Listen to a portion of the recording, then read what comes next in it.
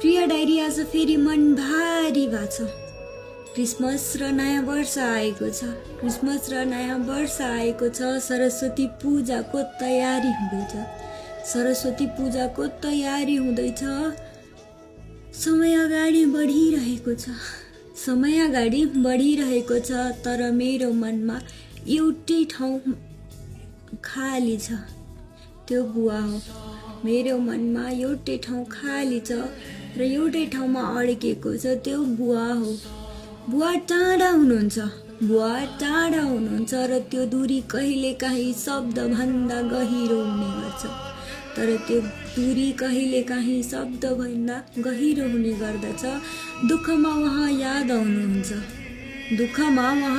आउनुहुन्छ, तर खुसीमा झन् धेरै, किनकि त्यो खुसी बाँड्न नसक्नु पनि अझै ठुलो दुःख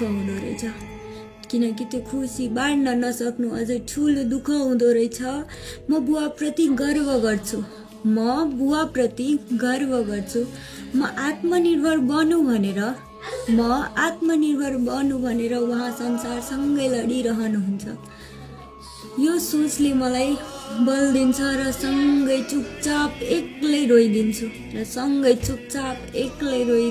मेरो मनमा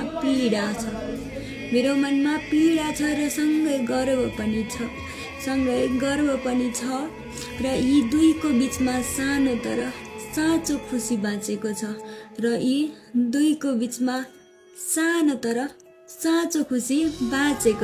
किनकि म बुवाको सपना भन्दैछु।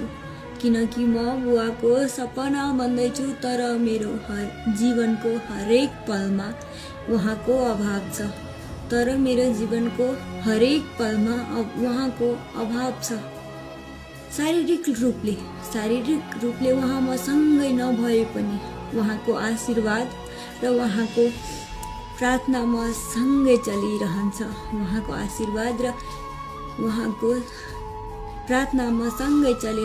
शरीर पो छैन त उहाँ त मेरो मुटु, मन, मस्तिष्कमा बस्नु भएको छ।